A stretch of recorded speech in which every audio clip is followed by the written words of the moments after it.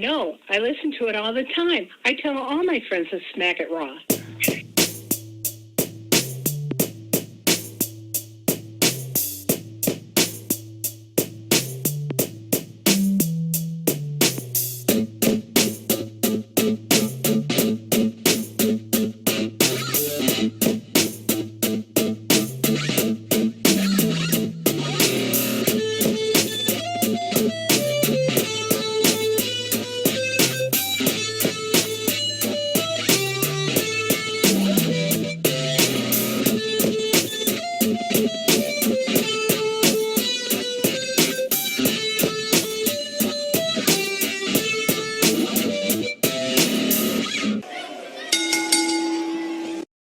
Following podcast contains mature content. The views and opinions expressed by the host are not necessarily those of the host. Listener discretion is advised.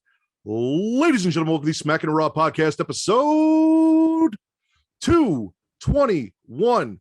I am your host, the patron saint of podcasting. I almost said the patron saint of Pornhub. Both could be true. The Warden, Matt Ritter. And I am here today with guest hosts, of course, my official, unofficial co-host at this point, Katie Kinsey Bebe from the She Lead Showcase.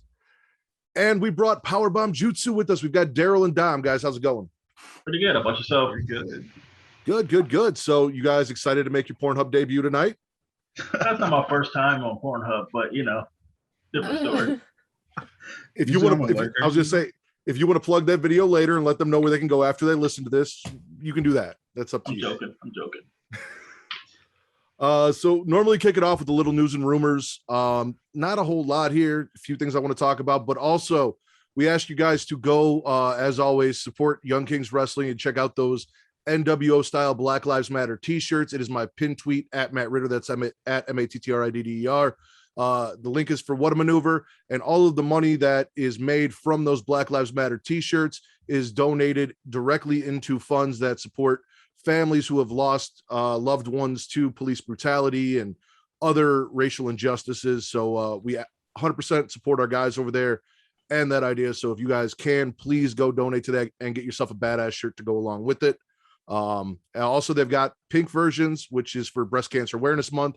And that money is also going to breast cancer awareness causes. They are in no way affiliated with the Black Lives Matter organization. This is straight up TC doing his own thing. And getting the money directly into the hands of the people that need it. So please go do that.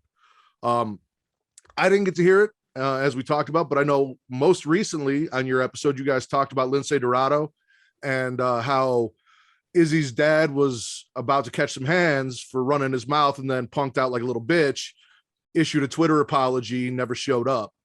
How do you guys feel about both Izzy's dad running his mouth and then bitching out, and B, Lince ready to just, he bought tickets for this man, like a parking ticket to the show, said, I'll be here doing my thing. Come talk to me in person. Don't run your mouth online. Like, I respect the hell out of him for that. I can't. But come on, now look at Izzy Dad though. Izzy Dad look like he can't fight at all though. So true. But that's what he gets though for running his mouth though. I love it. I mean, if you talk, you got to back it up, right? 100%. Like, you can't just say it and then run away. Like, whatever it is you heard. Nah. Katie, you look like you had something. You got something? Oh, I was just gonna say talk shit, get hit. Like, yeah. There we go. And that's the problem with Twitter now, is like people feel like they can just say whatever the fuck they want and there are no repercussions. But as we know from Dana Brooks' fiance and now Lince, you are not safe running your mouth online because Dana Brooks' fiance showed up at dude's house and punched him in the mouth. Lince is buying you tickets to get your ass whooped. Like, can't just sit, and I have to watch myself because I said some things about a certain wrestler by the name of Nick Cage over in GCW that he, I'm not trying to get killed by the MDK gang. Like, I'm not trying to have that man fly to Chicago and stab me in the jaw. I got a wife and I got a wife and child. So I need to watch calling people crackheads and shit. So oh man. Yeah, don't feel bad. We got a list, and it's yeah, our list is long, Yeah, it's long. Yeah, Kalisto, he's gonna probably kick her ass when he sees us. For sure. Whoa. What'd y'all say about Kalisto? Man, I look, called him so trash, I think. I didn't call him trash. Like, so you guys remember he was feuding with Braun Strowman? He was getting thrown in the dumpster like every week for like a month straight. It's like, man, he did not like those tweets. Like, I mean, but you knew you were getting thrown in the trash every week. Like you knew it. He didn't like it. I mean, if you're getting thrown in the trash every week, people are gonna say some shit. Right. True. It is what it is. Did I call him like jumping Spanish trash or something like that? It was something crazy off the wall. I remember. That sounds like he's going after you, not me. Well, Set me up for a fight. but we're all cool though. And Uh, I think Shawn Michaels too got his block. I don't know how. No, that had to be you. I didn't do anything. See, now Love you're the Shawn second Michaels. podcast that we've had on that is blocked by Shawn Michaels, because Young Kings Wrestling is also blocked by Shawn Michaels for saying some shit about his wonky eye, which I have also said, but apparently it didn't get back to him because I didn't tweet that shit out. I said it on here and he ain't listening to this. So I did share the link to the RVD interview where he like makes fun of it. So that, you know what, that could be it. that could I have felt been it. like before that though. Oh yeah, nah. I don't know. I don't know. It's got to be it. It's the only thing I can think of. And the last thing that I've got is most recently they did an AEW call, media call for the upcoming pay-per-view, and Tony Khan, as we've mentioned here before, apparently did a shit ton of coke before getting on this media call, as he tends to do before making appearances, and I don't know why. I feel like you should do your coke after the show, but neither here nor there. Ella J, who is a journalist, a female journalist, asked a question about doing an all-women's show for AEW, and he cut her off and then basically just kind of went on a rant about how he doesn't get enough credit for his contribution to NWA Empower because he paid his women to go there and wrestle and all of this shit, and didn't really answer the question, just kind of deflected, but also cut a journalist off in the middle of her question to like beg for credit for some shit. You know, I wanted to like Tony Khan, I really did. But the more this man gets on Twitter and says dumb shit and then does dumb shit in media calls, the less and less I like this man as a person. Like, he's kind of ruining, like, I enjoyed the idea of like a fan who loved wrestling, booking wrestling and booking shit that fans want to see. Like, that was cool. But then you also remember he's fucking billionaire's child who was probably raised as a billionaire's child and maybe doesn't know any better or how to talk to people or function in society, which is why he's so fucking weird.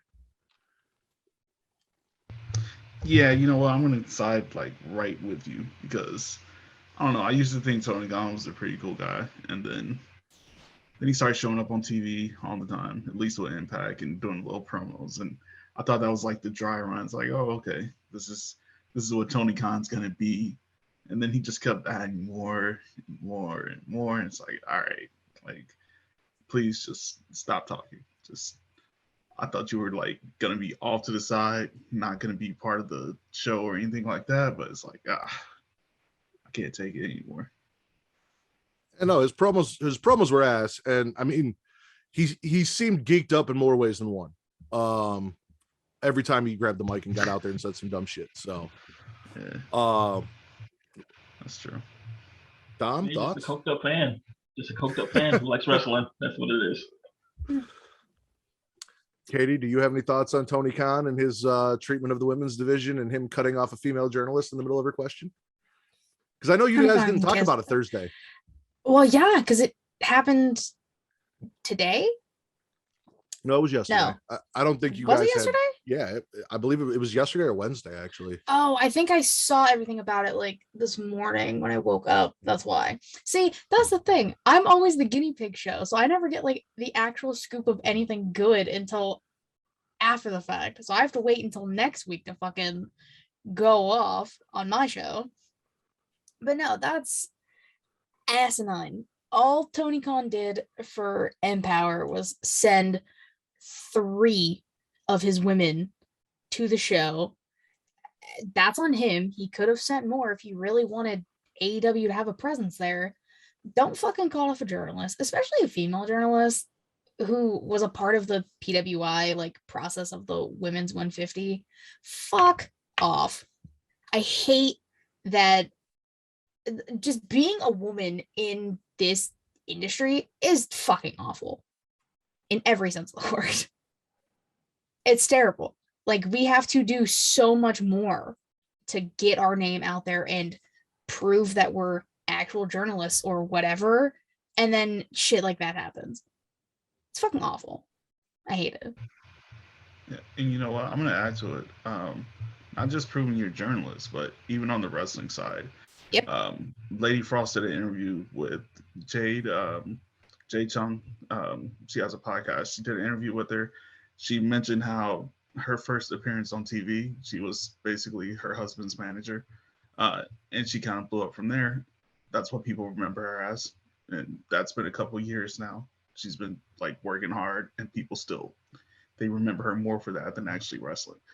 So it's like that was a one-time thing. WWE almost a decade ago now. And it's like, and she still can't get respect as a wrestler from some people. She's still It's in the kinda ring, girl. crazy. Yeah. I personally don't watch much outside of obviously what we cover here in mainstream. I know I listen to you guys. You guys cover Ring of Honor. You guys cover Impact. You're one of those 5 people that I know that actually watch Impact pay-per-view. So respect to you guys for that. But I have seen her on Twitter. I've seen clips of what she can do. She was at Empower, and I did buy Empower. Yep. So I got to see her there as well. So yeah, no, she's fucking dope, and I'd like to see more out of her. But yeah, no, I'm with you 100%. It's very, very difficult. And you feel like Tony should know that and know it's not okay, especially in that sense, to cut any journalist off, let alone a female journalist, and how hard it is for these women, especially with all the criticism that he gets about his women's division. And instead, he just whines about how he deserves more respect for what he's done. No. That's a spoiled child of him right there. Yeah. Where would you guys like to start? Dom, Daryl, whoever. Raw, SmackDown, NXT, Dynamite, or Rampage? Let's just get NXT out of the way. Let's get NXT out of the way. Yeah, all right. get it out of the way. So we kick NXT off. Toxic Attraction defeats EO and Team Ninja. We got Pete Dunn and Trick Mello get confrontational in an interview and then make a match for later tonight. MSK is looking for the Wizard of Oz. Find out when they get to where he's at. He's not there anymore. So they're going to go to where he's supposed to be and take a plane to get there because they can't walk. And then there's a comment about joining the Mile High Club because, as we said last week, everyone's trying to fuck. And apparently MSK are trying to fuck each other is what I got out of that. I think the Mile High Club was supposed to be like a Matt Riddle RVD reference, but that's not the Mile High Club I know. So I took it for what I know. Kaylee Ray defeats Ray. Joanne Gacy does an interview, Katie's favorite wrestler on NXT. He's talking about how he wants to touch Harland and he wants Harland to touch him back and how this match is going to be for them. Then he goes and defeats Boa by DQ. Lights start tweaking all weird. Boa freaks out, throws a tongue and death grip on him, chokes Joey Gacy out in the ropes. He really, really, really seemed to enjoy being choked. And he gets the win by DQ. I think he finished. Diamond Mine has a vignette. Diamond trains while Jacket Time plays in the background. Malcolm stops them so he can yell at the camera about how he hates Ika Manjiro and Kushida and blah, blah, blah, blah. Jacket Time for me is normally right before bed. Baby Uso interview. Waller and Knight end up kind of taking over the interview, getting in Solo Sikoa's way. So he's like, listen, you guys are trying to pit me against each other. I'll just fight you both tonight. And then they're mad at each other because neither of them really wanted to fight him. I don't blame them. I wouldn't either. Speaking of Jacket Time, they lose to the Croods. And then Odyssey Jones attacks after the match. Toxic Attraction interview in the parking lot. And I need an episode, every episode of NXT 2.0 going forward. I just need to follow Toxic Attraction to their cars and then interview them. But if we could just follow them as they leave the building every episode, I would be extremely happy. Basically, they talk about, being champions and being dominant, blah, blah, blah. And then Raquel shows up, tells Mandy to keep her title warm for her. Raquel comes out, calls out Dakota. Dakota's clearly lost her shit. She's freaking out. She looked like a DC supervillain, just tweaking the fuck out. She gets jumped by Cora Jade, who was not happy with the way she was treated last week, apparently.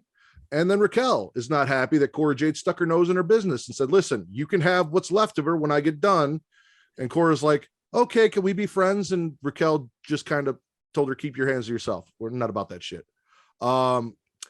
Andre Chase puts on a community college commercial, which was interesting. Apparently he's opening one. I don't know. It was weird. We got a GYV vignette, basically rules of distraction, where they're running around learning how to cheat better to be heels. Fucking stupid. Grimes defeats Rufang. Duke Hudson needs to know if Grimes is a hustler or just a lucky fool. And we find out Grimes hustled the shit out of Duke Hudson last week. He's not as stupid as he looks. So apparently we are going to get a poker showdown next week. Praying to God it's not strip poker, because that is one hairy son of a bitch. Baby Uso defeats Waller at night. Indy and Persia have an interview. Tony has a message for Dexter, and it's a dead fish that he hands to Indy and says, give this to Dexter, because Italians, that's what we do. Like, we just hand people dead fish all the time. Elektra Lopez has a squash match and then calls out Zion Quinn, because again, everyone's trying to fuck, and she is trying to fuck Zion Quinn. Also offers him a spot in Legado del Fantasma, because she says what La Madrina wants, La Madrina gets, and she wants Zion Quinn. He turns her down. Legado attacks. He wipes them both out. Then she goes to slap him. He spins her around. I think she stopped them from attacking him, and he escaped. And Katie, you can look at me like that, but if you saw the look on her face the same way I did, I'm pretty sure that's what that looked like. We got hipster Kyle O'Reilly, who apparently is losing his tag team partner already. Says he's got something special with Von Wagner. He wasn't looking for a new partner, but he found a new partner, and he wants to make this work. And then Imperium shows up to talk shit, and Von Wagner walks in, apparently taking a break from his duties as Adam Pearce's bodyguard that we find out about later, to kind of scare them off. And in our main event, we got Pete Dunne versus Carmelo Hayes. There is a whoop that trick chant in the middle of the match that made me want to go watch Hustle and Flow. We also got Dexter Loomis ringside. Dunn ends up getting the win because Johnny Gargano got involved, cost Carmelo the win. What are you guys swallowing from NXT this week? What'd you guys like? Guys, good. Shit. What I take in, because NXT is so different now. It's like I try to watch it with a different mindset now. It's on a development. So Toxic Attraction is like my main thing I like. And then Carmelo Hayes, though, too. Okay. I'm with you on that. I mean, go ahead.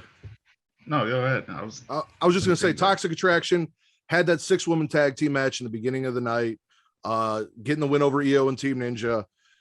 They're great to watch. They're fun. I love what they've done with Mandy Rose and bringing her up to this level that she hasn't been at, that no one really saw her at until she went back down there, and now she's fucking killing it. Gigi and JC are great, and Carmelo Hayes is talented as all fucking hell. So is Pete Dunne. They put on a damn good match outside of the bullshit finish shenanigans stuff. I also really enjoyed that chant. Whoop that trick was great.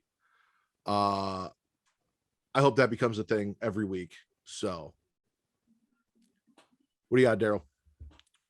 Yeah, so Don went with Toxic Attraction, so I don't want to double up. So I'm going to go with MSK. I'm going to go ahead and swallow that, even though they're going for the Mile High Club. I don't know if that's really what I want to be swallowing right now, but I'm always going to support them. So that's what I'm So you're an MSK fan, because my co-host Vince is also big on MSK. I didn't watch them in Impact. Right. I'm familiar with what they did in Impact, but I haven't. So I give him a lot of shit about how they left the best member of that group over in Impact, and he didn't come over, and how NXT really hasn't done shit with them. Ouch. So, Ouch. That's crazy because usually I'm saying Impact hasn't done shit with Trey Miguel. So, but they switched it up. He's I'm a fan of all champ of them, now, though. so we'll see where that goes. Because actually, what's it called? The homie though, Desmond Xavier, who's an MXK. He actually is like been on our show, a whole bunch of times. I just met him like a whole bunch of times too. He's a really nice guy. Yeah, he's real cool. all right. Well, I know that there was that whole thing with Izzy's dad who almost got his ass whooped, supposedly causing issues for MSK as well, because he didn't like the fact that MSK and Lindsay and a few other people may or may not have insinuated that it wasn't a good idea for him to allow his child to take a choke slam at her age or be trained by a pedophile, which I fully support both of those ideas. Not a good idea. So if you are mad about that, you might want to look inside yourself and review what you're feeling inside, and not try and bury wrestlers who are out here doing what your daughter wants to do to make a living. You fucking dick. So Very well said. Yeah, fuck EC's dad. Exactly. Katie, what are you swallowing from NXT 2.0? Toxic Attraction, Baby Uso, Carmelo Hayes, Elektra Lopez, and Zion Quinn. Listen, Matt. Everybody's trying to fuck. I want that to happen. The two of them, I need it. I'd watch it on Holy Pornhub. shit. I So would. what would the title be? Something terrible. Like, That's the porn Matt's titles job. are terrible. You keep going. Let me think for a second. I was not prepared for that. I know. I mean, I think that's mainly it. I mean, you guys kind of brought up everything. Toxic Attraction has been killing it since NXT 2.0 started. Mandy's a star. I also am going to swallow everything with Dakota Kai right now. She's doing the crazy supervillain character very well. And I want her in the fucking War Games match. I don't care how or why, but I need her in it so she can actually, wrestle in it this time and not turn on Tegan Knox. And then You bail. know? And then leave. I was Terrible. there for that. Wait, were you really? Yeah, I was there for that. Aw, I'd have been pissed. No, it was actually a really great match. So if I'm not mistaken, Zion Quinn in real life was a soccer player, correct? I think so. I do Maybe. not know. Maybe. I'm going to look this up. Well, yeah, because it goes into me titling that porno. Okay. Wow. Okay.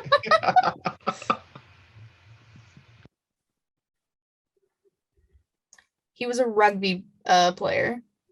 That still works. So his real name is Daniel Vidot, right? Mhm. So I if you go with what we get now, because you don't get like fancy Pornhub names like all girl anal 6 or anything like that anymore. Like they don't do that shit anymore. Now it's just, you search what's going on in the video. I would say that would probably be Daniel Vidot scores goal on Big Booty Latina would probably be the title of what you find on Pornhub for that. It sounds I about watch it. right. Yes. Good job, Matt.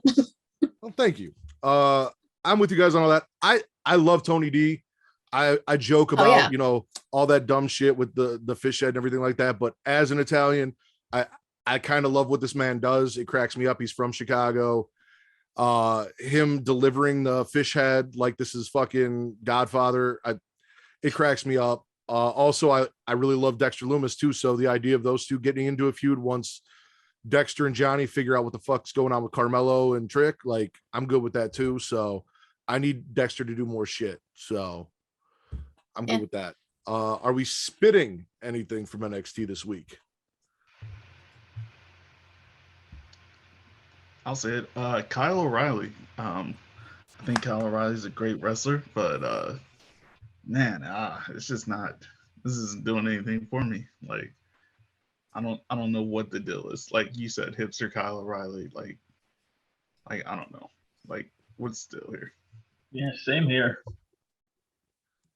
Yeah, I'm not fucking with Kyle O'Reilly either. The whole thing with him and Von Wagner is weird and doesn't make sense.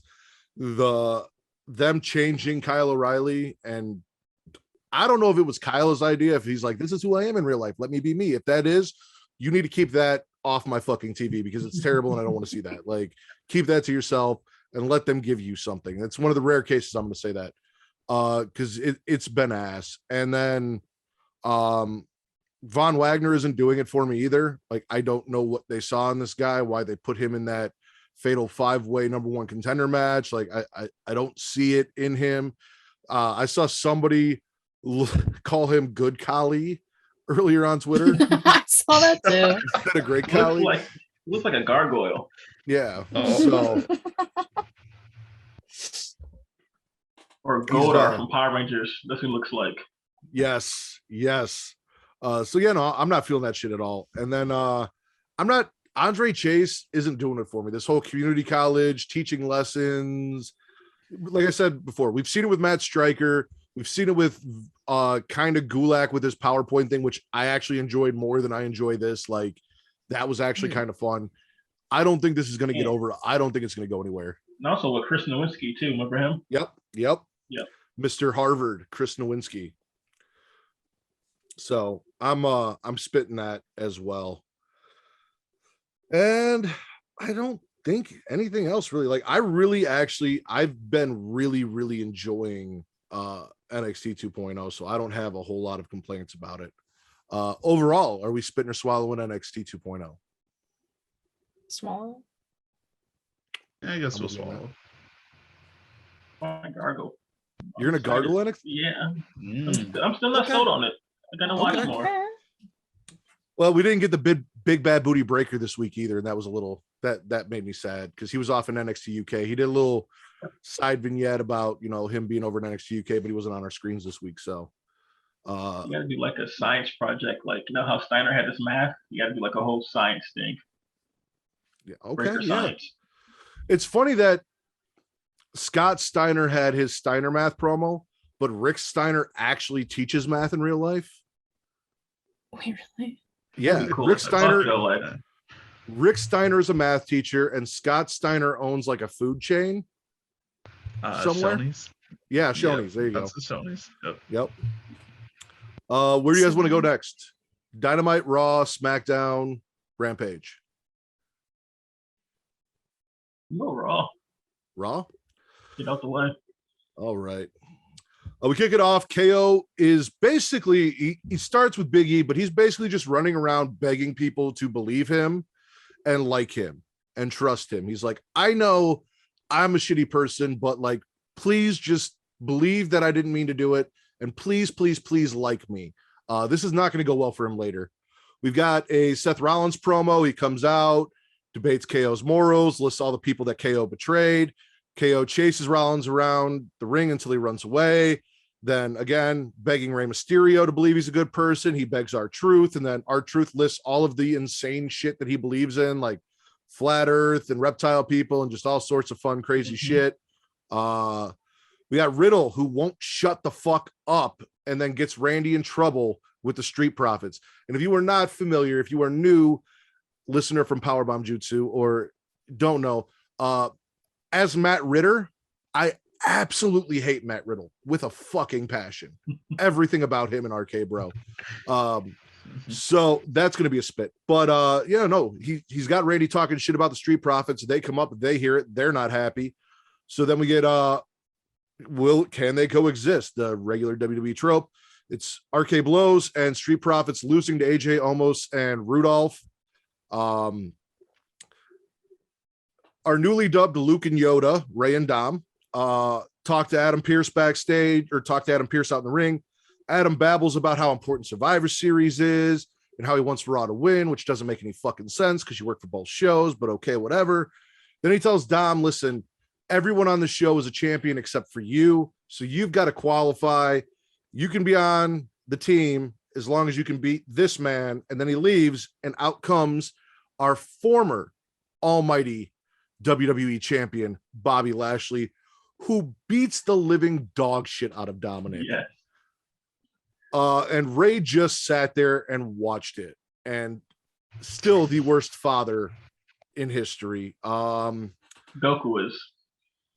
That I agree with as well. But Ray is the WWE version of Goku when it comes to how you treat your son. What happened tonight is almost as bad as Goku giving a sensu bean to Cell before his fight with Gohan. So Ray has an interview where he's really, really mad about what Bobby did to his son, but not willing to really do anything about it. Rollins pumps up the Alpha Academy for some fucking reason. Big E defeats Gable. Otis squares up after the match, but apparently he's got a lobotomy because there's no fucking facials, no nothing there. He just kind of looks like a fucking zombie now. Sonya announces that the Survivor Series team will have a fatal 5-way with the winner getting a shot at Becky. So then Doudrop, Dana, and Nikki all show up, and they're like, oh, how come I don't get to be in the match? How come I don't get a title shot? How come I wasn't on the Survivor Series team? And Doudrop, for whatever reason, goes after Bianca and starts questioning Bianca's why she's on the team, why she gets another chance to get a title shot, why she's gotten so many title shots, blah, blah, blah. And it's like, well, as great as you are, Piper Niven, she's fucking Bianca Belair and she's fantastic. And she kept getting screwed over, and that's why. Maybe you should take issue with like Carmelo or Zelina being on the team over you and not probably the most talented woman on this roster. Let her be, because she's going to fuck you up. So we get that fatal 5-way match, and of course Doudrop comes out, screws over Bianca.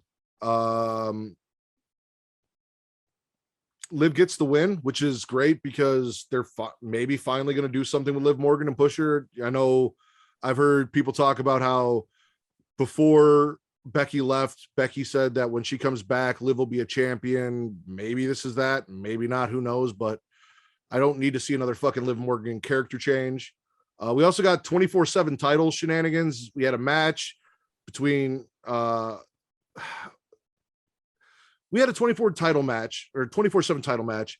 The 24/7 title got passed around more than Riley Reid in a gangbang here. Drake won it, Zawa won it, Corey won it, Byron won it, Drake won it again, Reggie got it at the end and ran away with it. Like, it was a lot of bullshit. And also our main event, Seth defeats KO by count out. Austin Theory comes out before the match, tries to get a selfie with Big E, and Big E snatches his phone away like he's a child. Seth says, these are my confessions, like he's Usher, and talks about how he and KO had a plan last week. KO's pissed off, wants to beat the snitch out of Seth. And after KO loses, he fucking snaps and does what everyone said he was going to do anyway, and turns on Big E and starts whooping on Big E. What are we swallowing for Monday Night Raw? Well, I'm going to go ahead and swallow Bobby Lashley continuing to beat the sons of other wrestlers.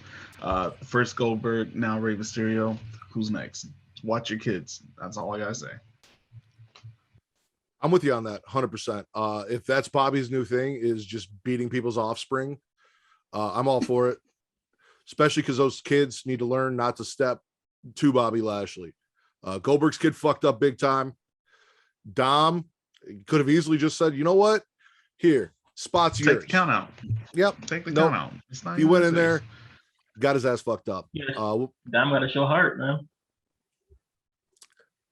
Listen, all I care about is Dominic turning on Ray. That's all I give a shit about with Dominic right now. I don't want to see anything else. I don't care about anything else.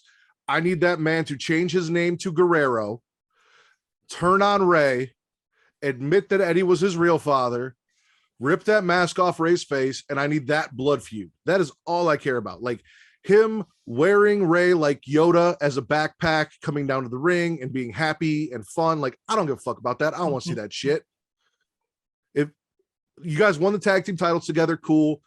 You know, if you want to pass the mask on to your son, have a feud, let your son win the mask off you and become the new Rey Mysterio. Like, however you want to do it. But them still being a thing, like, all it is Ray being an overprotective father, but not in the way he needs to be, where he's like trying to save his son from getting his ass whooped. He's letting his son get his ass whooped, but then also trying to give him advice like, hey, be like me, do more things that I would do. And Dominic's kind of rebelling, but then they get away from it. Like it's fucking weird and it doesn't make sense. And they just need to fucking get into Dominic being like, fuck you, dad. I don't want to be you. I want to be my own man, and taking Ray out. That's all I care about. But you asked for Blue's character, though. That's what Ray says. They should have a ladder match for the mask. All right, WrestleMania, Dom versus Rey Mysterio. Mask on the line. He beats his ass, and then Ray retires. That's it.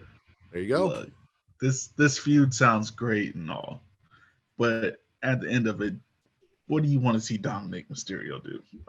Like what's left for him to do? Like, I actually don't see he's him do raised nothing, to kid. be Like, honest. what does he do? I mean, if he beats his father, he wins the mask. However he goes about it, whether he decides to wear the mask and carry the legacy or not. I mean, he's still young, so we're looking at a possible maybe U.S. title run after the fact as a heel. They're gonna put him in a stable with Angel Garza and Humberto Carrillo. He could be the third member of Los Lotharios. Right. And they're gonna sit around and catering like Lucha House Party, and that'll be the end of it. Fair enough. I would say that Alia has a better shot in Los Lotharios after the way she was fucking Buddy Murphy, but neither here nor there. Again, which is why Ray is a terrible father, because he just let that shit happen. Didn't do nothing about it. Like, just let this dude. He brought his family out there, put them in danger, put Aaliyah out there, let Buddy come in, and after like losing his eye and shit, just let this dude bang his daughter and then get fired. Welcome into the family. Like, yeah, it's all love. Forget all that stuff you did with Seth. It's all love now. Like, yeah, terrible, dad. Just terrible. It is. Are we swallowing anything else from Raw? Katie, you got anything? Liv winning. Okay. For sure. I'm glad. Like, I love Bianca. I'm just glad somebody else is finally getting another shot too. I mean, yeah, Bianca was fucking screwed over how many times? I was there at SummerSlam when Becky came back and she squashed her. Which was bullshit. Exactly. And I'm just happy that Liv, who has been busting her ass for months, is finally getting a shot at the title. So I love that. And the whole Big E, Seth, Kevin stuff. I love this because Seth is a little bastard. As we know, he's playing Kevin and Big E like a fiddle. He's doing great, he's putting all this shit in Kevin's head. Kevin finally snapped, turned on Big E, but there was also history with him turning on the New Day and stuff like that. So it was bound to happen. And I just know that the match, whenever it happens between Seth and E, is going to be incredible.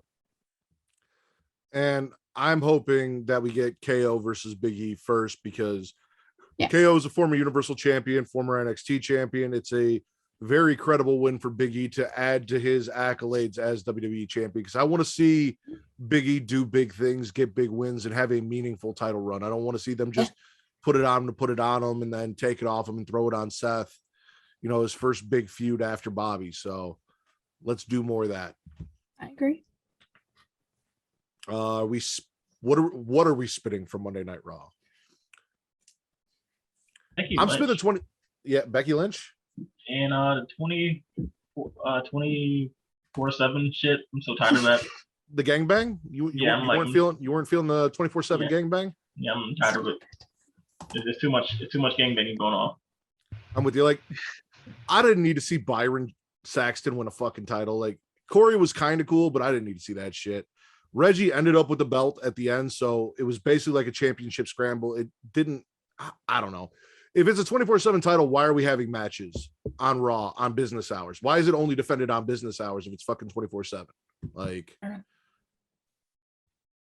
do not know. I'm kind of with you on Becky. I haven't really been feeling Becky since her return.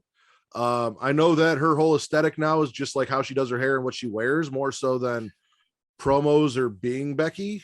So I'm kind of ready for them to take the belt off her. Like, I don't need to see her as champion anymore. It's pretty much like her and Rollins, who can look the stupidest each week, Who can get them outfits on. Like, let's one up each other. They got married and now they share a gimmick. So Yeah. and it is. And we saw what happened the last time they paired those two together and did something with them, how well that went. Becky caught an end of days and Rollins was in obscurity for months. I mean, So- Becky getting the end of days was actually kind of cool though. Yeah, no, that was fun. I'm and- spitting Adam Pearce acting like Team Raw being this dominant thing is such a big deal when this motherfucker runs both shows. Oh, show. Like, you just got your ass beat by Brock Lesnar 2 weeks ago on SmackDown. And now here you are on Monday Night Raw being like, oh, sorry, Dom. I didn't want you on I put you on this team, but I don't want you on this team. So I'm going to feed you to the Almighty just for funsies. And that's, I don't, if you're going to do this, hold on. Go ahead. Now that you said that, hold on. What if his whole thing is he's building a group of guys to protect him from Brock Lesnar so he can hide over on Monday Night Raw? And he looked at Team Raw and said, one of these things is not like the other. Why would I keep Dominic Mysterio when I could have Bobby Lashley as my offensive line? I mean, Kind of true. true, but then he showed up on SmackDown. Like, I stop it. No, that I agree. We've talked about this. Like, if you're gonna do this brand split bullshit and you're gonna have Survivor Series be this thing, just have Adam run Raw for a year, whatever, and have Sonya, because she's got beef with Naomi, run SmackDown until the next year or whatever, and then just swap it, switch up teams. I don't fucking know. I don't fucking care. But like, don't act like you're not on both shows every fucking week. Both of y'all, stop. It was another missed opportunity, like the million they had with the draft, where they could have had Adam be the representative for USA and Sonya be the representative for Fox and let them run their own shows. There's no point in having both of them on both shows. It doesn't make any fucking sense. So Exactly. I'm with you And on these that. teams don't make sense because like half these teams, like Team Raw was on SmackDown like about 3 weeks ago. Listen, Thank and do vice not versa. do not get me started on the fucking brand split. I've done it way too many times. I hate everything about the draft, about the brand split, about how they do not honor it, about their decision making, where they do the draft, all of this shit. They book around the dumbest shit. Like, oh, we did a draft here when SmackDown debuted, so now we have to do a draft here every year. No, the fuck you don't. You don't have to set that date for it. You did that for a specific reason. You could do a draft after WrestleMania. You could do a draft after SummerSlam. Do whatever you want. You could have done qualifying matches for all of these spots instead of announcing them on fucking social media. Oh, Ah! terrible. Yeah. I'm also spitting Matt Riddle because fuck that guy. Perfect. Overall, go ahead. Oh no, I was gonna make a list. Matt Riddle, of course, always. I don't know what he is. He just annoys the hell out of me. I'm gonna spit out Bianca Belair and Doudrop because, like, didn't we just go through this thing with Doudrop and Eva Marie, where Eva Marie's the bad person and Doudrop's such a great person? Now we're just switching it up again. She's going back and forth. She's gonna be the new Natalia, so she's gonna switch back and forth over and over again. Next week she'll be the good guy again. I'm also going to go ahead and spit out Austin Theory because, come on, man, we're just doing the selfies. Like, there's nothing else to it. It's just some nasty shit on the phone too because he's a nasty person. Yeah, that's true. That's true. So you're not a fan of him stealing Tyler Breeze's gimmick? No, not at all. Nope. No, I'm that. fan of Tyler Breeze though. I feel like he's going to go to jail if they find his phone. Yeah. Oh So, my god. there's some stuff in that Austin Theory phone. That's why Big E smacked it because he knew. Well, I was gonna say, yeah, Big E's like, I don't want to touch that shit. I feel like there was a reason he was playing a child on NXT, but that's neither here nor there. What? I mean, He was playing Johnny Gargano's kid, so was Indy. I feel like there's a reason he was put in that role. Yeah, he should be in jail though. But I'm not going to say anything. I'm about to jail police here. The other thing I enjoyed on Raw was R-Truth saying a whole bunch of bullshit. About Even the flat Earth and shit, yeah. UFOs, all kind of crazy shit. I'm like, R-Truth is the only saving grace of that 24/7 division, and he's not even champion, so you don't even need to have that belt around anymore. You can just let R-Truth be R-Truth on a regular basis. Like, now that him and Carmelo aren't a thing anymore, which was the greatest part of this whole 24/7 title run, just let R-Truth do R-Truth shit. Like, let him interrupt people. Let him come out and forget what fucking day it is or what show he's on or what channel it is. Let him have these conversations in the back. Like, you don't need a 24/7 title to do that. Overall, Raw, spit or swallow? Spit. It's too long. I'm just gargling. Yeah, I think I'm with you on that. I really did enjoy all the KO Big E stuff, but there's also a lot I didn't like. So I'm about 50-50 on that. Where are we going to go next? Dynamite, Rampage, or SmackDown? No Dynamite. So SmackDown. Oh, okay. SmackDown. SmackDown. SmackDown. WWE out of the way. Like, All right, get cool. WWE out of the way. Sounds good. So speaking of Karen DeVille, she kicks it off with a Women's Survivor Series team promo. She announces all of the SmackDown women. They took away Shotzi Blackheart's last name because they're fucking bastards. And then as she runs it down, she gives Bianca, the team captain, a big introduction. Bianca comes out. Her and Shotzi go after each other. They're pulled apart. Naomi's music hits. She hits the ring. We get a huge brawl, which leads to a 6-woman tag. I didn't write down who won that. Alia won. That's right. That's why I didn't write it down. Did she throw up in a ring? Won. Huh? Did she throw up in a ring? Yeah, so we're going to talk about that. So I saw a clip during the celebration where it's Sasha, Naomi, and Alia, and they're cheering, and all of a sudden you just kind of see Alia go like this and then turns around and walks away, and she spits something out. Looks like she puked a little in her mouth as she turns away, and then comes back and she's just kind of wiping her mouth up a little bit. So apparently beating Natalya, or maybe the smell of Natalya, brought some stuff up in her. It's not the smell of Natalya. It's all the cats. She has so many cats. It's all the cats. It could be that. I mean, you smell like catfish in a ring.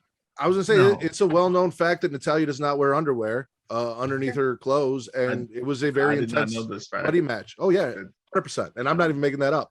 No, he's not. It's true. Yeah, no, there was a whole thing where like her pants split, and you just got the shot of she goes commando. Idea. Yeah. Well, okay, I learned something new. Okay, that's why we're here, to teach you new stuff. Right. The more you know. Jeff Hardy's creeping on Sammy backstage.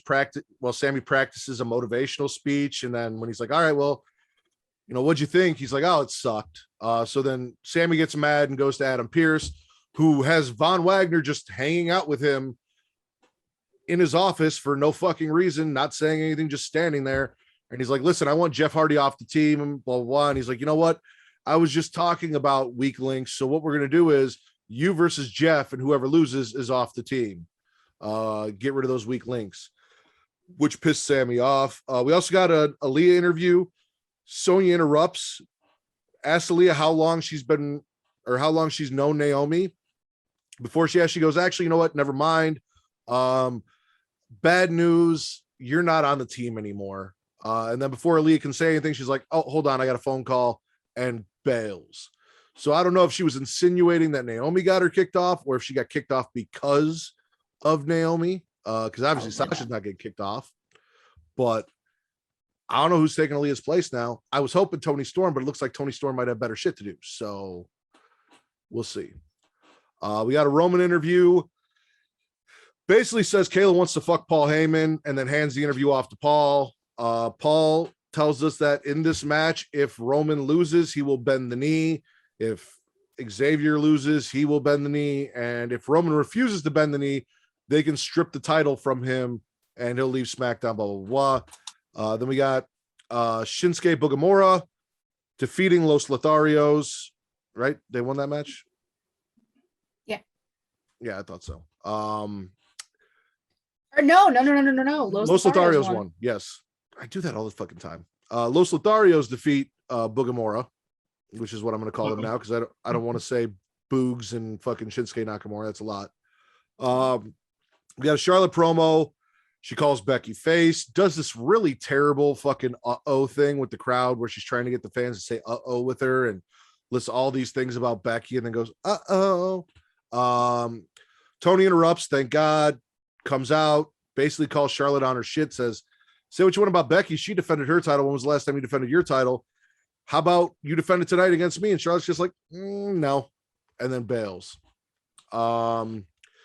King Xavier has an interview, talks about how he's going to win tonight, talks about how they did Kofi wrong.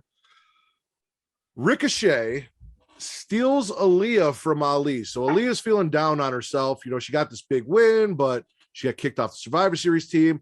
And Ali thinks he's going to come in and neg her and maybe get some pussy, you know, talking about all this bad stuff. And Ricochet is like, nope, power of positivity, and just swoops in and takes her away. And just leaves Ali looking stupid. We had a terrible Hit Row Jinder Mahal and Shanky rap segment that just did not work for me at all. We got another Ridge Holland interview. Apparently he is obsessed with Sheamus, tributes his career and his success to Sheamus. Cesaro was like, listen, I know Sheamus. We were the bar. We didn't just set the bar. We were the bar. I wouldn't get your hopes up right now with this version of Sheamus. It's not it. And he's like, listen, we're going to be better than you guys were as a tag team. Sheamus is going to be here next week. I don't know how I'm feeling with this whole Ridge Holland stealing my co-host ex Sheamus stand gimmick. Like, not really feeling it. Maybe that's why Vince had to lose it so Ridge Holland could pick it up.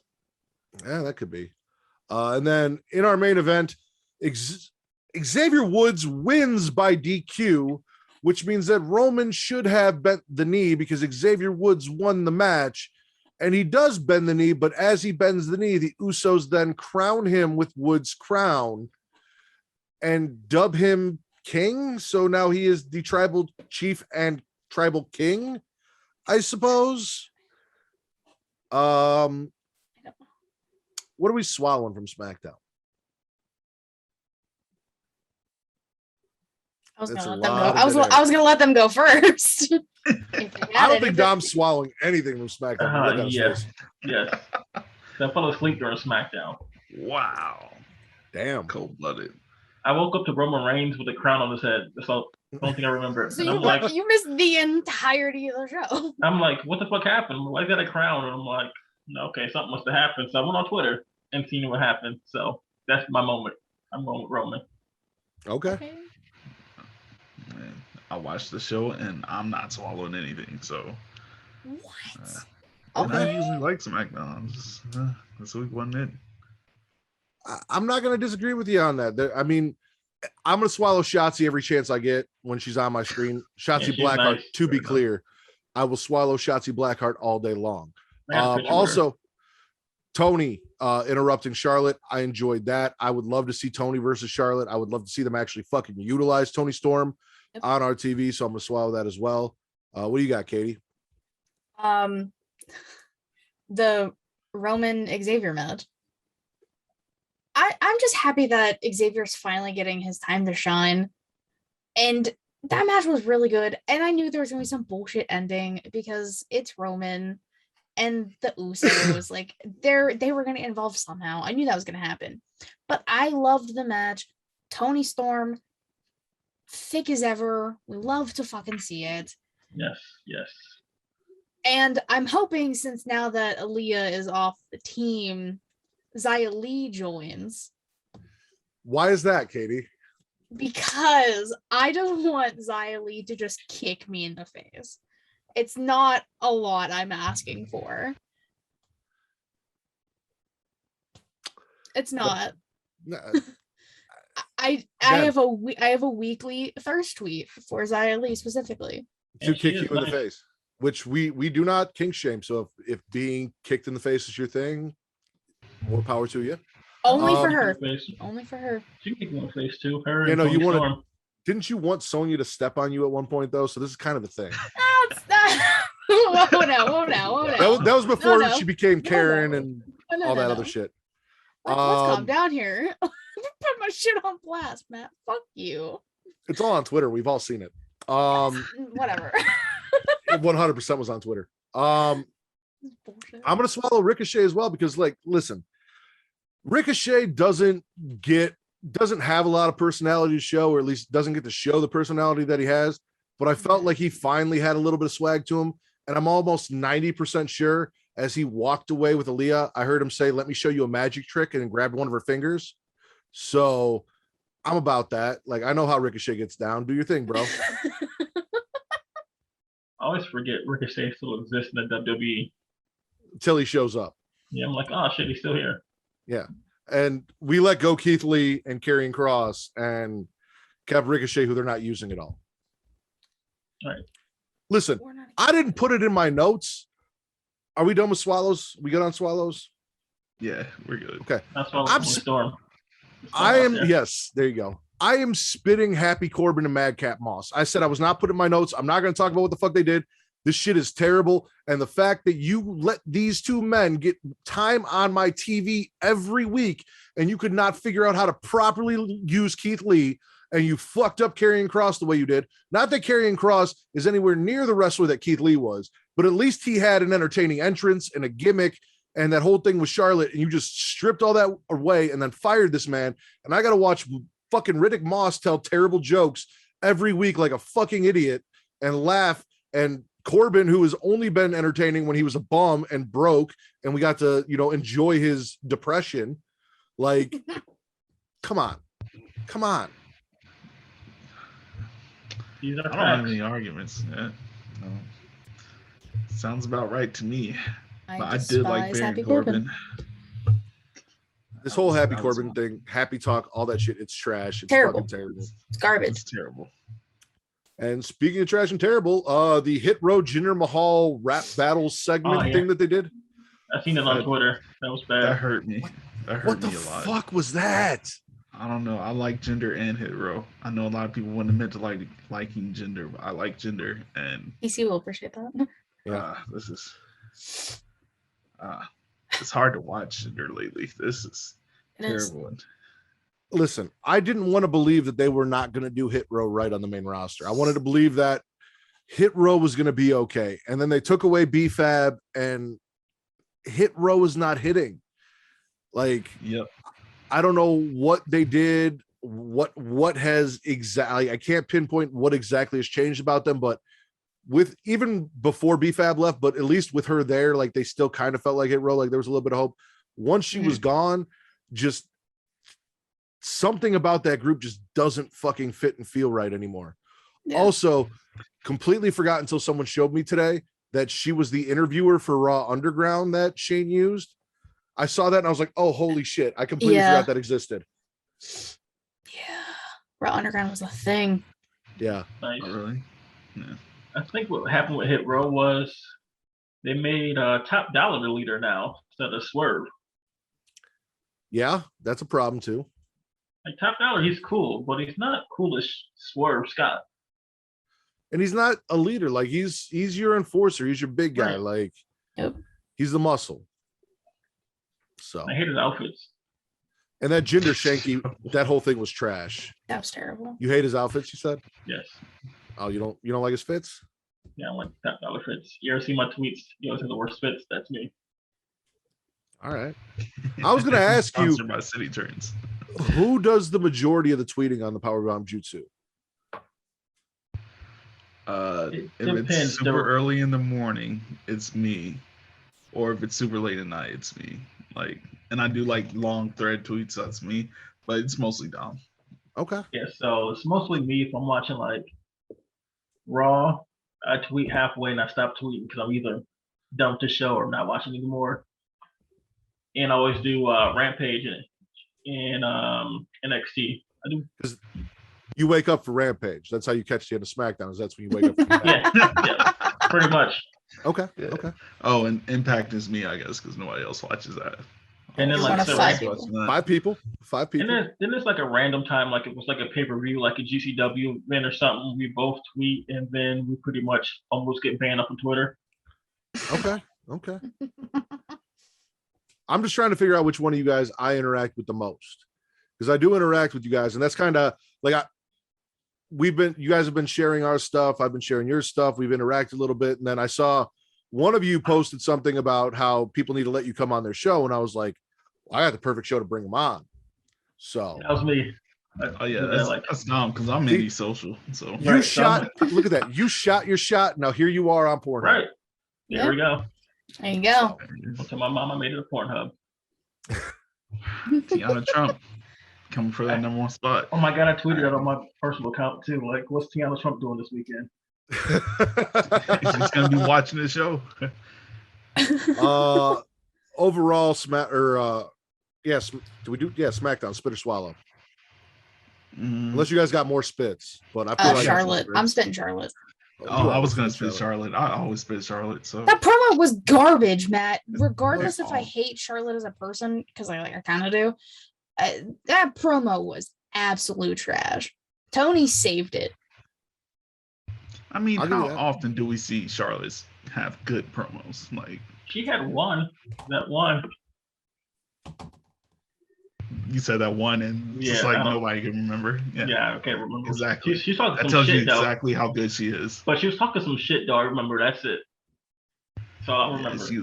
She was making weird faces and she's talking that Flair shit. The crowd to chant anything except woo. Like we know who your dad is. You spent the better part of a decade telling us, and it's come on. You're just like him. It's terrible. Like I'm always gonna spit Charlotte. I'll give you that. Yeah, overall, SmackDown, spit or swallow. Can I just gargle it? Because I got faith in SmackDown, but this you weren't feeling it this week. I hear you. No. I got Shotzi. I got Xavier Woods. I mean, listen, we didn't really get too much into it, but like, I love the shine that Xavier Woods is getting on these shows. I love to see him go against Roman Reigns and basically beat Roman Reigns. He had Roman Reigns, your WWE champion pin. We've seen Kofi as champion. We've got Big E as champion. Xavier Woods has always kind of been like that third guy, you know? Mm-hmm. So to see him kind of get his never had his solo entrance thing. Like he's never had his own entrance thing. Like, he does now. He does now. And it's awesome. I was all good with that. So I'm gonna swallow for that. And Shotzi. That'll put it over for me. The rest was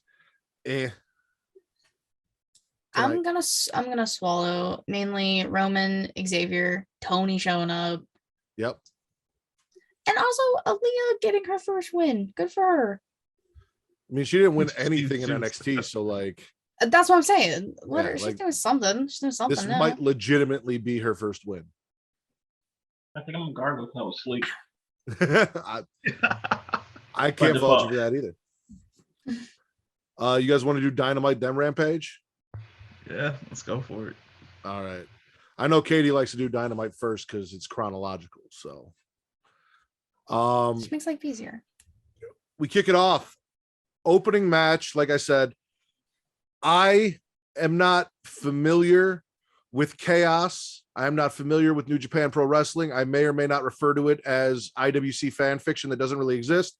But apparently one of those wrestlers by the name of Rocky Romero, who is part of a group called Chaos, which is started by a guy named Okada that people think is very fantastic from Japan. Yes, he is. Not just Okada, but also Shinsuke Nakamura. There you go. Well, yeah, but he's not there anymore. Okada's. Carl Anderson was in the group too. Yeah, but that's when he was cool. So yeah, I did my research on Chaos because I had to. But apparently Okada invited the best friends to join Chaos. So when Rocky Romero came out for his match against Tree Seaman Danielson, he had best friends with them.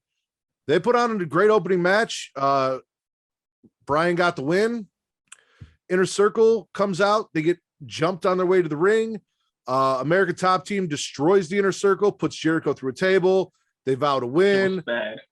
They said Dan Lambert's going to pin Jericho on Saturday, and then they have Dan Lambert put Jericho in the walls of Jericho. Britt and her friends lose to TJ and Rosa. Jungle Boy defeats Anthony Bowens because that apparently is Bowens' default role is to be the guy that goes in and loses. while Max Caster does shitty raps before the match. Bobby Fish comes down, destroys Jungle Boy after the match. Then Christian and Luchasaurus make the save. Then we get our super clip promo. Cole vouches to the Young Bucks for Bobby Fish. And then they make a match for Bobby Fish versus Jungle Boy on Friday. And then just leave some for them on Saturday when he's done with them. Wheeler Yuta is decimated by Wardlow for some reason. The Hardy family office then jumped the best friends. Orange Cassidy gets a twist of fate with a chair around his neck. CM Punk and Eddie Kingston see each other in a parking lot and decide that they're just going to do this now. But they get broken up, pulled apart, never really get to each other. Leo Rush and Dante Martin defeat Matt Sydal and Lee Moriarty in another Dante Martin is insane. And so is Leo. Like, I forgot how good Leo Rush was because I got so used to him just running around going, Lashley. And I didn't watch anything he did after he left WWE. So we got a Miro promo. He says that if he wins, he gets his wife. So he needs Daniel Bryan to tell his wife goodbye. This sounds a lot like murder. Like, oh yeah, like it was murder. You like, have to say goodbye to your wife so I can say hello to mine. Yeah, it's 100% a death threat. I watch a lot of horror movies. This sounds like some weird, like he's been talking to his god, quote unquote. Like this sounds like some weird ritual where like you murder another man so that your wife is resurrected. I don't know what the fuck's going on. Yeah, maybe like Shyamalan made a movie. Yeah, maybe Lana's got some weird murder kink where she's like, you don't get no pussy till you kill somebody. Stat him up real quick. Dax Harwood loses to Pac. Cash, Malachi, and Andrade show up. They stomp Pac out, and then out comes Homelander, the Lucha Bros. They run the bad guys off after a brawl. Kenny and Hangman, our main event contract signing. Basically, they just kind of lay out everything. They go to shake hands. Don Callis, who is wearing a fake goatee and shit, comes in, hits Hangman, busts him open, and then Kenny, I guess, signed his name in blood with his finger. I don't know what the fuck that was, but that was not a... I think he was trying to do the Omega symbol. I think that's what he was trying to do. It didn't work, but that's what he was trying. Fairly certain he did not sign on a dotted line, and that is not a legally binding signature. Neither here nor there. Dynamite, what are we swallowing? What do we like? I like the tag team match, Dante Martin and them. That was dope. Mm-hmm. The opening match was dope. Yep. The women's match was dope. Yep. Pac and Crash Wilder, whatever his name is. Dax Harwood. Yeah, I said Crash Wilder. That was dope. And what else? Some Miro too, because Miro. Miro beating ass for God. Dope. All right, I want to run something by you guys because I had a theory. Okay. So I believe Hangman Page is going to win tomorrow. He better Saturday. Win. I agree. I feel like you can't screw this man over and extend this anymore. He needs to win. It is a miss. So if that is the case, I feel like Miro is the logical winner of this tournament now because you need a heel to face Hangman after he wins. But after listening to Busted Open and hearing some things, I kind of had a thought. So Malachi Black kind of talked about a dark cloud and people betraying Cody and all this shit, right? What if all that shit between Tony Khan and Eric Bischoff was a work and Malachi and the House of Black is somehow involved with Eric Bischoff, who is coming for Tony and AEW because they took WCW slot on TNT. They brought wrestling back. He's got this vendetta against Tony Khan, and Malachi Black and Eric Bischoff start gathering wrestlers to kind of combat. So like what you'll end up getting is eventually Malachi Black attacking Hangman Adam Page, getting that heel heat that they want from Malachi Black that they're not getting because nobody fucking likes Cody Rhodes and likes seeing him get dropped. But you got your Andrades, you've got possibly Miro, you've got Malachi Black, you've got these guys with Eric Bischoff, and maybe Malachi Black is the guy eventually that beats Hangman and takes the title off him. and then Eric Bischoff has the AEW championship with him and his guys, and you get this feud that we haven't seen between the former owner of WCW and the now owner of AEW. I think you're giving them way too much credit. Probably. Probably. Yeah. I'm not saying they're going to do that. I'm just saying I would enjoy seeing that, but I'm also really That'd big be on kinda Malachi, interesting. so No, really? a little bit. I don't know, man. You're giving them way too much credit. I like it. That was entertaining. But Eric Bishop had to bring back like old WCW guys though.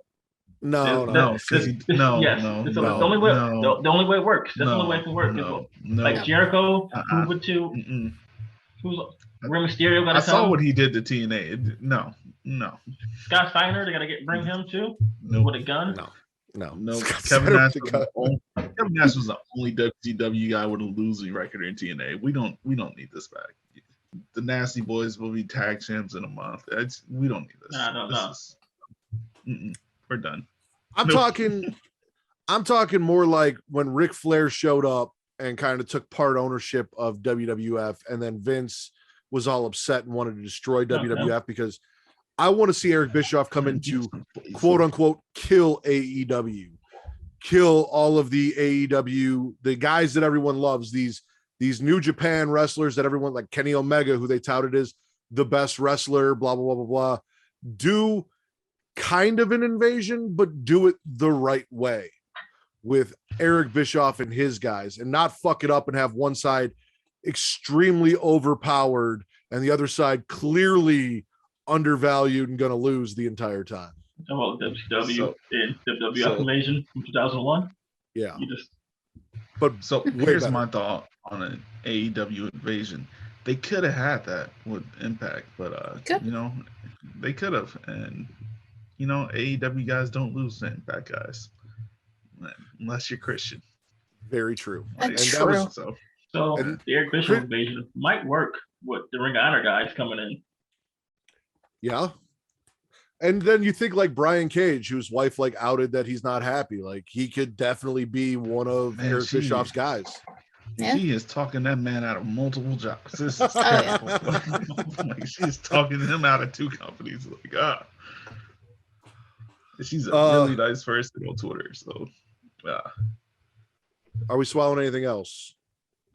I want to swallow Rocky Romero, not necessarily for his role on Dynamite, but because I had to get the cheap plug in, and he had a great match with Rohit Raju on Impact. Yeah, so there you go. Okay. Carryover. Okay. That's it. There you go. One thing that makes sense was the best friends being in Chaos, because I think there are Trent and Chuck already were in Chaos, which I'm like, that makes sense. Yeah. One thing I want to mention, AEW and New Japan stables, they just pretend they never left. Like Lance is like, oh no, I never left Suzuki Gun. No, you left. You clearly left. And it's like they're the best friends to Chaos. And it's like Chuck's like, I already have a towel and everything. It's like, yeah, we know. Like I don't know. It's just funny to me. See, you clearly left. Yeah. I had no idea what the towel was about. In my opinion, Chuck Taylor is the least valuable member of Best Friends, and that's including Wheeler Yuta. Because as I've stated many times on this podcast before, anyone who calls themselves Chuck Taylor and does not wear Chuck Taylors has no value to me whatsoever. You just look like Steve Chrisley's cousin, and I don't know why you're on my TV. So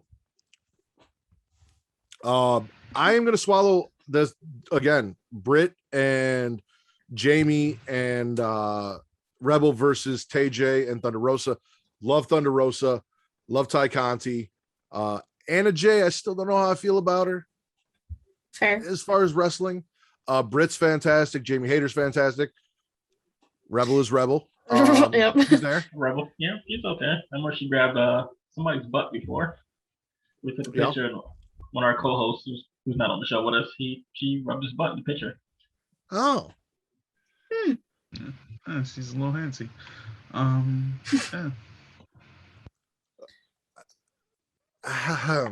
Yeah.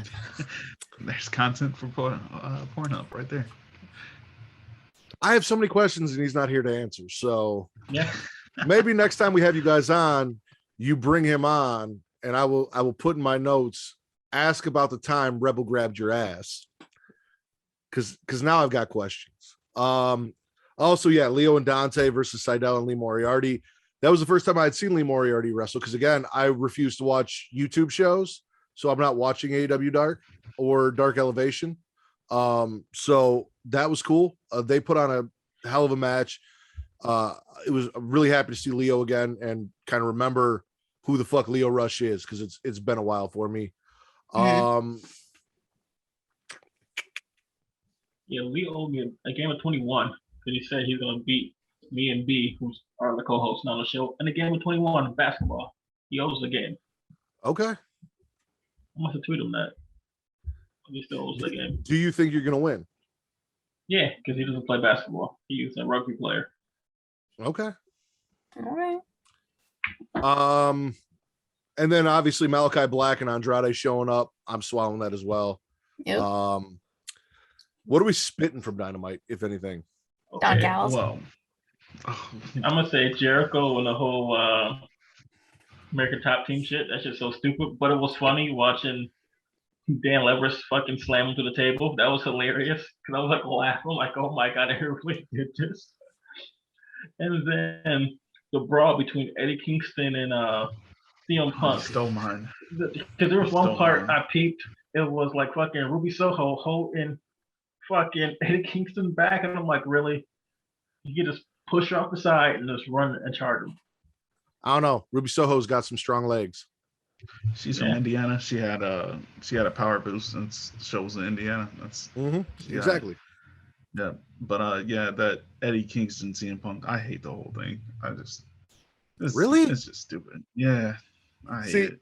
And this is not biased because I'm from Chicago and CM Punk is from Chicago, but I'm just happy to see CM Punk finally in some kind of a feud where he's not just having random matches and it actually kind of means something and matters. Because the only time we really saw that was kind of with Darby Allin, and really it was just like, I want to fight somebody, and Darby was there, so I'm gonna have my first match against Darby Allin. But everything else, like even Team Taz, like you thought it was leading to him wrestling Ricky Starks, and that never fucking happened. Like he beat Powerhouse Hobbs and got choked out by Hook, which not going to get into how much I hate the fact that everyone fucking loves Hook on the internet, because it makes no goddamn sense.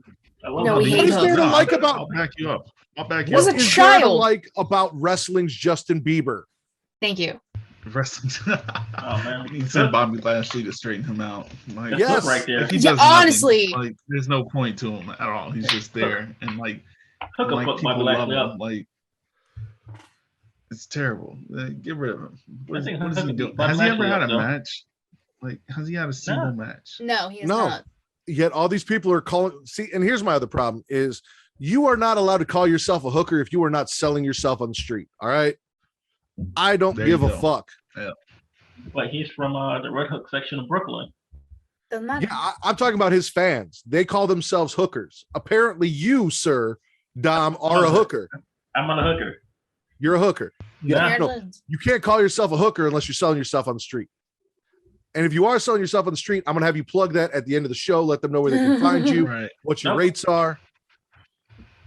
Maybe film Yeah. that shit for OnlyFans. Get Yeah, No. my rates are pretty high Money. though. no, I personally enjoy the back. I really like the promo last week from CM Punk and Eddie Kingston. I don't like Eddie Kingston's ring gear, but I see value in Eddie Kingston on the mic. Yeah, I hate it. I don't know. I'm in on it. I want to see the match. So here's my thing, and Dom is gonna say I just hate CM Punk irrationally. Yeah, you But, do. I don't hate the man. I don't. I think it just annoyed me because he's the heel in this whole thing, and like he gets cheered for it. Like the promo last week, he's cutting the promo. It's like, oh, maybe it's your fault, Eddie Kingston. Maybe you're not good enough. No, he's just sarcastic the whole way through, and the crowd's like, yeah, you tell him. I'm like, man, this guy's a dickhead.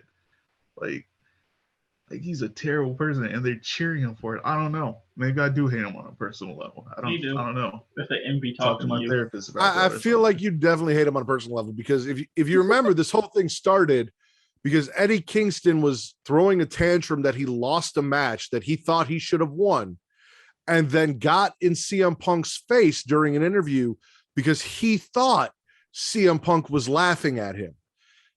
Interrupted the interview and started running his mouth to CM Punk because he was mad he lost and then thought he was being laughed at for it. So I don't see Eddie Kingston as the baby face here. I definitely see him as the heel. Yeah, I mean he is, but so is CM Punk. Like I don't know. Like they're both jerks. Like that's what this whole thing is to me. And it's like who's the bigger jerk here? Like Eddie Kingston for that trash ass gear, but you know, look, he looks like a pack of Newport sometimes, but that is not automatically like I don't know. Maybe I do just have an irrational hate of CM Punk. I don't know. You do. It's okay. We're- First step's admitting you have a problem. We Yeah, may but do they- just a whole special show where we get into why Daryl hates CM Punk. what the hate out? I mean, I like him more than Charlotte, so that's something. Are we spitting anything? Or we are on spit. So you're spitting CM Punk. We spit American Top Team. Yep. I agree with that Cody 100%. Rhodes. Yes, Cody Rhodes just Always, Cody Rhodes. always. existing, being a thing. Yeah, Cody Rhodes. Cody Rhodes. He can go away. So no, he can't go away because Cody Rhodes always goes away for like 3 weeks, and then he comes back and he has like this mega entrance. It's like, oh, didn't you miss me? And he cuts No. a terrible promo, and he's like, spends the next 2 weeks on Twitter defending it, or in this case, like this week he was defending the terrible promo he had against what was it, Anthony Gogo, all the way back in July. It's like come on, just Cody, you don't give us a chance to miss you. Either stick around or just leave and don't come back for it. Are you Give us, talking like, about 3 that? months. Are you talking about that? I'm here to end racism promo that he did. Yeah, he brought it back up again on Twitter this week. I don't. I seen Oh, her. It, Like, it was yeah. a terrible promo then. It's still a terrible promo. I don't know why he decided to bring it back up. Cody Like, Rhodes does not know how to take an L. He never has known how No. to take an L. not at all. You wanted to spit Don Callis, right, Katie? I fucking hate that corny piece of shit. I hate Don Callis. You want Big Money Don? No, No. no. Don Callis is. I forgot Don Callis existed, and my life was happy, and I was so excited for this contract signing. Which the contract signing was great. Hangman throwing the comment about Kenny's tag team partners always being better than him. Loved that. And then that was a reference to the guy who's leading Chaos now, right? Or no? Oh, Who was in Golden Lovers with Kenny when they did that Kota weird Ibushi. Kota Ibushi, yeah. Yeah. Very Kota good Ibushi, wrestler. yeah. Okay. Yeah. So Again, I get my fan fiction mixed up. You know what? Damn. It is fair that you call it fan fiction because especially for the Kenny and championship- Kota. yeah, because I mean New Japan's championships are named after like the IWGP, and that's totally a fictional organization like within their like own storylines. It doesn't exist. There's no IWGP, so it is fan fiction. So Or if you There you listen go, to our Matt. show, it's the ICUP. wow, okay, Break my heart over there, man. okay. But I was just happy. I was enjoying the contract signing. Don Callis fucking shows up and he starts talking, and I just got mad and upset because I fucking hate that man. And you know what? I hope that after Kenny loses tomorrow, Don's gone too, and like they both kind of just leave for a little bit. No. Time out. If Don What? leaves AEW, that means he's gonna go back to Impact, and I don't need that. Didn't he I get don't fired need that from in my Impact? life. I hope so. I hope. I think he hope that was legitimately real. got fired from I Impact. hope so. I hope that's true. After the Listen. way he fucked Impact with that whole deal with AEW, where he's like, I'm gonna take the two guys that I actually like over here, and I'm gonna bring them to AEW, and I'm gonna take my friend, and he's gonna win your title, and he's just gonna shit all over you guys, Oh, and then I'm gonna For step 6 down. months. Yeah, no. Hell of a friend right there. We need Yeah, more Don yeah, Callis in but- the world. Yeah, I don't. Man, like you said, Carney piece of shit. Like Exactly. old school Carney. Like He's a great character for that shit. No. Yeah, he's but his disgrace. character is his real life person too, and that's Exactly. That's the cool That's part. Sometimes terrible. real life makes the best No, characters on Don TV. Callis and Dan Lambert gotta fucking go. Oh, I hate Dan Lambert. That's some more Impact trash that AEW picked up that they shouldn't have. Like Bobby Lashley and Moose ran them out of Impact a long time ago, and I was so happy. Like I thought I'd never have to see them ever again, and then they came Back, waddling into motherfucker. AEW.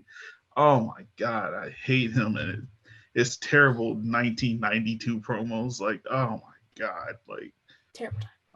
and the last time His they shit- left his KM shit talk and is good. Impact, like, let's see what I like trash his they shit. leave behind. I love the No. shit talking though. No, it's terrible. I think you're the only person. Probably, it's terrible. Only five. Yeah. I'm just waiting on them to break out the Yo Mama jokes. Like, it's terrible. It's grade school level. That stuff. still wouldn't be as bad as Max Caster's raps or what we got from Jinder tonight. I- But I love True. Max Caster. no, Max no. Caster. I liked you so much until you said that. Yeah, I love Max Caster. I'm sorry. He's Wow. fucking awful. Like I know, the raps know. are fucking trash. but I love him. It's so basic, but it's funny. I know. I'm not gonna defend it as great raps or anything, but they make Say, if No. you were gonna sit here and try and defend that man's bars, No. sir, we're gonna have to talk. No, I'm not gonna defend him. I like the dude. Just Nah. not gonna defend him though. Like, he's gotta fend for himself. He's a big boy. Anything else we're spitting from Dynamite? Cody Rhodes shoes. Cody Rhodes. We're just gonna pick certain just specific parts of Cody Rhodes to spit individually. I'd like to spit the neck tattoo. That was a terrible decision then. Terrible decision now. Terrible decision forever. Just He did Spit his blonde hair. Spit his face. Like, Spit that stupid fucking American flag jacket he comes out in. him coming through the crowd acting like he's hot shit. Like, and he's brave to come through the crowd. Like, he is brave. Like I'm surprised nobody tripped him. Like, I would have That pushed takes a him lot. down the steps. right. Overall, Dynamite spit or swallow. Swallow. Yeah, swallow. Well, Okay. I'll roll with that. Rampage. We kick it off. Bobby Fish loses to Jungle Boy. Adam Cole then attacks Jungle Boy with Bobby Fish, and then they hug. Christian and Luchasaurus save Jungle Boy from getting a concerto. For whatever reason, Bobby Fish did not leave with Adam Cole and decided to hang out and get his ass whooped. And Adam Cole and the Young Bucks just watched from the rampway. Then we got Cole and the Bucks promoting the pay-per-view. Hangman interrupts. Adam Cole steps up, which is another possible matchup after Kenny for Hangman is Hangman versus Cole. And Hangman's like, I need to talk to the Bucks. He's like, anything you got to say in front of them, you can say in front of me. And they're like, no, actually, that's not true. You can leave and we'll talk to them ourselves. Hangman apologizes for being a shitty friend and a shitty person, and then threatens them and says, I think we're even. I fucked you out of a tag title shot. You fucked me out of a world heavyweight championship. If you come down to the ring on Saturday and screw me over, I will fucking destroy you. Not mad at it. We got Jade defeating Santana Garrett. During the match, she threw Santana into the crowd, into Red Velvet's lap. Red Velvet, who was like an angry chihuahua, jumped up. They grabbed her leash and pulled her back to hold her down. Jade ends up getting the win, and then Red Velvet comes out of nowhere and spears Jade. They start brawling until they're broken up. Dante Martin defeats Arya Davari in a match I never thought I'd see. Ricky Starks then offers Dante a spot on Team Taz. No? Why No, are you he shaking your did. head? I'm just shaking my head. Oh, at okay. I was like, I'm pretty sure that's what happened. It. No, it did. Okay. Worried me for a second. I didn't see if he accepted though, because I had some other shit going on. He didn't. Did he give him the contract back or is he mulling it over? He was holding it. He was mulling it over. Yeah. Okay, so he hasn't given him an official answer yet. Better be. But the crowd did not want it to happen. And then in our main event, because this was a fucking main event match, Orange Cassidy loses to Matt Hardy in a lumberjack match that was an absolute clusterfuck. Yep. Blade ends up hitting Orange Cassidy with the brass knucks, and then the best friends get stomped out by the Hardy family office, and Chris Statlander gets punched in the face by Bunny with the brass knucks, and Orange Cassidy lost this feud for whatever fucking reason, and apparently now it's over, thank God. Like, I thought Chaos was going to come out, and they didn't, and then I'm like, okay, so they really are make-believe, because where the fuck are you at? Like, you just inducted these people, and then you In-N-Out Burger. They are at In-N-Out Burger. Yeah, they were too busy getting food to come help their newly signed members. Just let them get stomped out by, Matt Hardy and his band of misfits that nobody gives a fuck about. Gang. Yeah, the Matt Hardy gang. What are we swallowing from Rampage? This match, Bobby Fish, but it's hit or miss because like Bobby Fish is a good wrestler, but he's a shitty person. And also, it makes no sense for him to I'm gonna team up with the Young Bucks and Adam Cole. Are you sticking with the Undisputed Era stuff, or are you just? I don't know. He's just dumb. Well, that's my question. If Kyle O'Reilly does end up in AEW, do you want to see Adam Cole kind of screw over the Elite and reform a version of the Undisputed Era to take on Kenny and the Bucks? Yes, because it's gonna make sense. He will screw them over, and then they're gonna screw Kenny Omega over.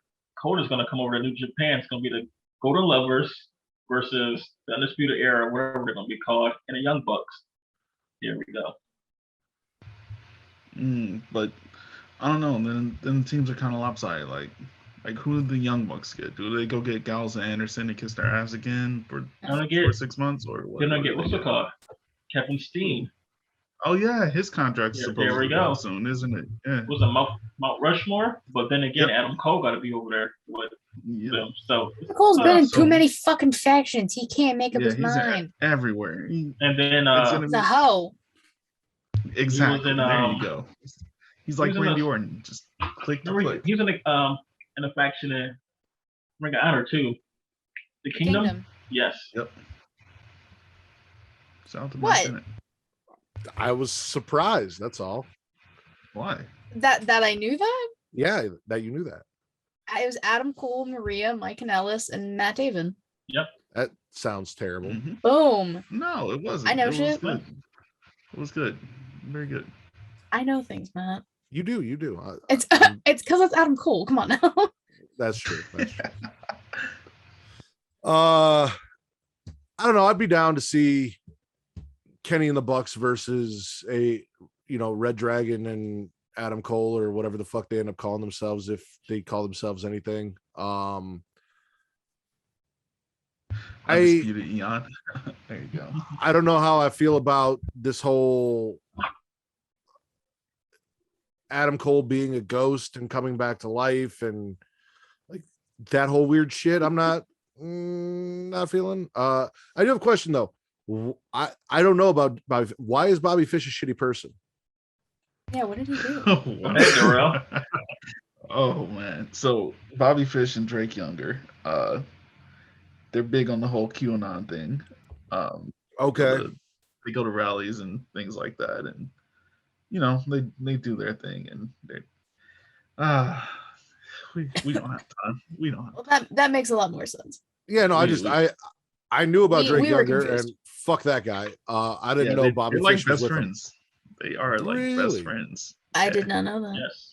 Yes. They take pictures at rallies together, and they go to school boards and protest kids wearing masks because masks make it easy to kidnap kids. I guess I don't know. They're just weird. You'd think that Austin Theory would be part of that group too. Is he not? I don't know. Maybe. Maybe he's the camera guy. I was gonna say you'd have to check his phone to see if he's got pictures. Right, exactly. I'm gonna swallow Dante Martin versus Aria Daivari. Like I didn't love the Team Taz shit, but again, dude, Dante Martin is fucking ridiculous. Like he's so nice in the ring. Ridiculous. He's incredible. Shout out to Aria Daivari because he's dope too. But yeah, he would have won if he wrestled in his gold chain. Like true story. That's when he was at his peak. So it's nice not seeing him be somebody's bitch on 205 Live. So yeah, that's good. That's true. What are we spitting from Dynamite? Well, since you asked, That feud with Matt Hardy and Orange Cassidy. I wasn't gonna say that. That shit's too much for me. I'm tired of it. Hey, you don't have to say it. We'll It's say it. done. It's done. You know. Go ahead. No, I was just gonna say Team Taz in general. What? Yeah. Like, you know what? especially because Leo Rush was at home dealing with a family matter, and these scummy motherfuckers try and swoop in and take Dante Martin. Nah, fuck that. And I'm happy those headphones got stuck in Ricky Stark's gold chain. You stupid prick. I like You know what? I'm gonna. Just like I'm also. Rossetti from Grand Theft Auto. Not Grand Theft Auto. Oh man. Did. I'm also gonna spit Team Taz for a different reason. Team Taz walks around like offering contracts like it's a great idea to join Team Taz. The only thing Team Taz has won is the FTW championship, which was given to Brian Cage by Taz and then won by Ricky Starks. Team Taz has won nothing. They haven't even got a tag team title shot. They haven't got a shot for the TNT championship. They haven't. No. What is Team Taz doing? They're just hanging out, taking pictures. Like, what are you doing? Like, it's pointless. You're stupid if you join Team Taz. Like, it's terrible. Damn. Like, I agree. Yeah. What were you gonna say when I asked Spitz and you said, well, since you asked, I felt like you had something very specific. I did. Christian needs better friends.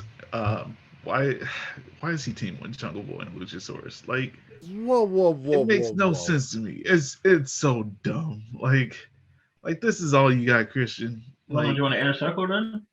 no, I just need him to separate. Like, What do it makes you no sense.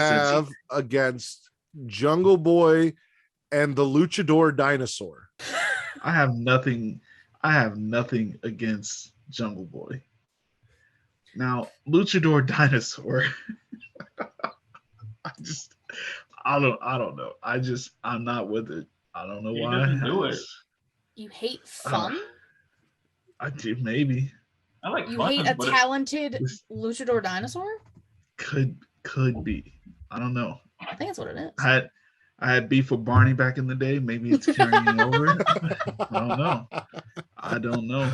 I feel like Christian has stolen Marco Stunt's place, and he's just so out of place when he stands next to them. Like I don't know. Like, it's weird to me. It's so weird.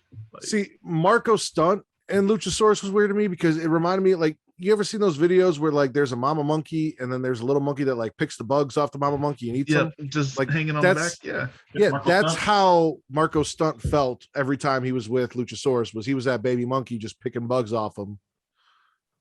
And Christian, when he's with Jungle Boy and Luchasaurus, he looks like a disappointed dad. Like, this is what my kids are into. I'm gonna support them, but this is. it's I fucking don't know why stupid. my son's wearing a dinosaur costume, but okay. Like, He's like, I son, you will look fucking stupid, but I love you. I would be booking him as AEW's Kane if I had the book, but that's neither here nor there. I probably could get behind an evil dinosaur. Like, what is this? Like what kind of dinosaur is he? Like, So you had beef with Barney because Barney was a good dinosaur. If Barney was an evil dinosaur, you would have been behind that shit. I don't know, man. Just like walking up slapping kids. Hey, kids, fucking clean up. I'm gonna kill you. Wow. Fuck them kids. There you go. I don't know, man. I just But if, Luchasaurus, he could be doing something different. It's just Luchasaurus was Oh, an it's evil like- dinosaur, would he spit fire or shoot fire? I'm no, saying? that's a dragon. That's a Oh, dragon. shit. Those- Okay. These are dragons? Oh, okay. Yeah. Okay, now Yeah, they- Okay, never mind. I need never mind. no. I No, we need gotta to talk about know. You're from? Are you from Ohio? Is Yeah, that correct? Okay. In the Ohio school district, did they teach you that dinosaurs breathe fire? no. Okay. I know, I just thought of that Yeah. just now, but I'm like, wait a minute, dinosaurs don't shoot fire, but then again, because dinosaurs doesn't really exist like dragons. Now, if we change Kalisto from Samurai del Sol back to a Lucha Dragon, he could then breathe fire. And then True. fuck Kalisto though, so Not Kalisto. It just be smoke with Kalisto. There's no fire there. I'm also trying to figure out if Kalisto is supposed to be Fuego del Sol's like cousin, or like why they're both Del Sol. Like I don't know. They're one, both from Chicago. That's why. and there's nothing wrong with that. Oh, so you're gonna defend it now? Okay, all right. I'm just saying I there's see nothing where- wrong with being from I see Chicago. where it is. That's all. We were on spits, right? We were spitting. Yep. Yeah, we. Yep. So you spit fun. Too We fun. you spit fun. We spit Team I love Taz, fun.